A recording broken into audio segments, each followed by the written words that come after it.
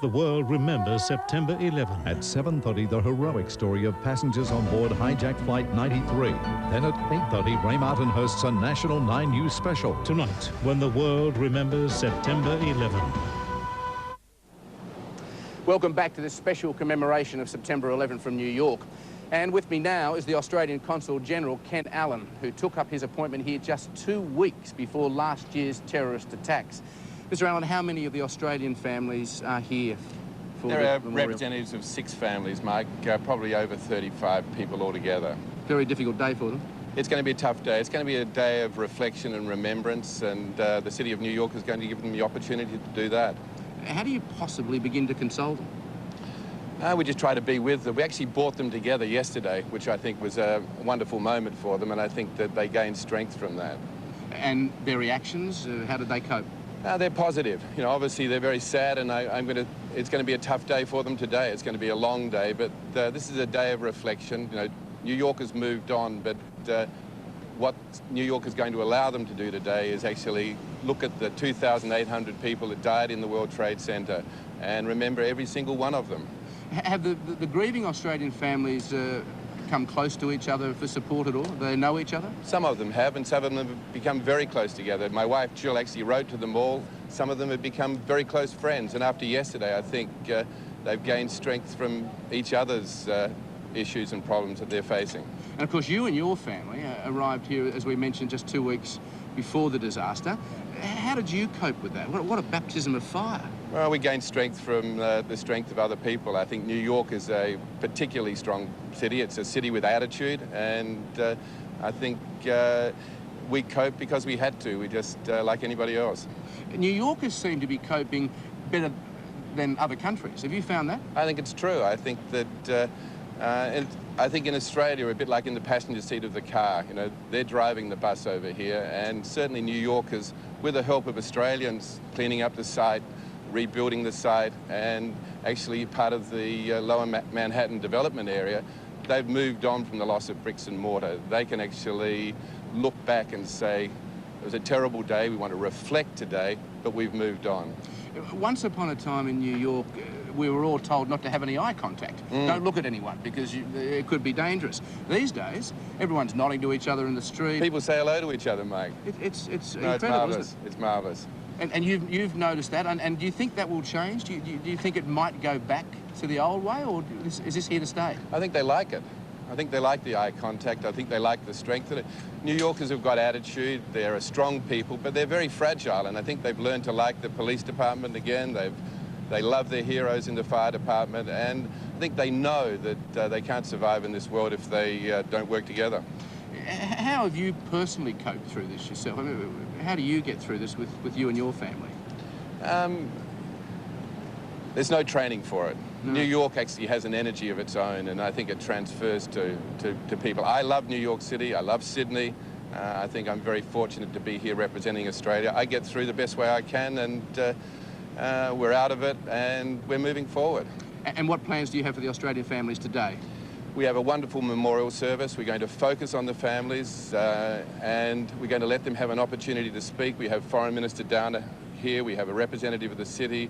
We have an Indigenous element. And I think we just wanted to make it a very humble, very simple, remember each and every one of them. They were all important to us, and we should never forget them. Well, please give them our respects and thoughts. We will. Thanks for joining us, Mr. Allen. Appreciate it. Thank you, Mike. Pleasure. Well, let's hear from some everyday New Yorkers and some expat Aussies about their response to September 11. People who were caught up in a whirlwind of fear and turmoil just a year ago. But most have found a way to move on. And the spirit of this city, as Mr. Allen just mentioned, is certainly very much alive. Biography book, any book, 50 cents each, 50 Before cents. 9/11, the people in New York were very unfriendly.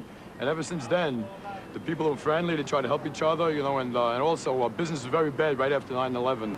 And business is starting to pick up now. I think Americans have come together a lot more. I think we're a lot stronger. You know, we're a lot more committed to our country. There was a wake-up call, and people realize just how great this country is, and we've come together to realize it again. New Yorkers are probably the smartest, toughest people around, and they'll just continue to do what they have to do, and they'll get through anything. They'll get through this, and they'll get through whatever else comes. All those people that passed away, they gone, but they're not forgotten, you know. We still keep it in our minds, but everything is still, you know, we're back to normal.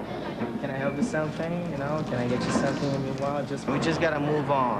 You know, of course, nobody's gonna restore all these, you know, casualties we had, but what we do have to do is just keep on going forward. New Yorkers are very good at adapting. We're used to it.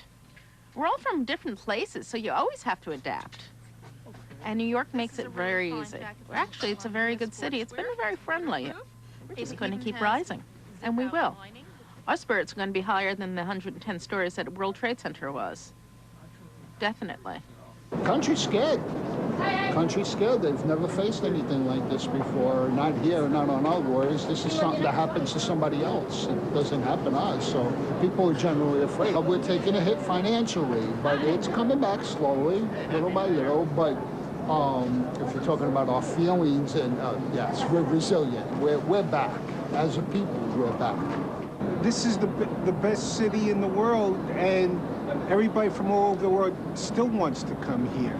So it might take time, but I think the tourism will come back, businesses will come back. We just want it to happen and get it over with, because it's a big weight off our minds. You know, it'll be years past. We're done with the anniversary.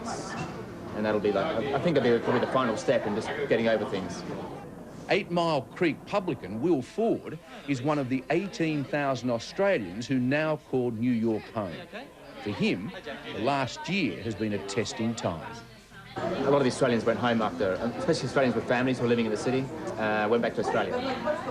It's now the opposite. People are coming back out to New York again, moving downtown. It's now just as hard to get apartments here or places to live here as it was before September 11th. So it's rebuilding. Yeah, it is. Yeah.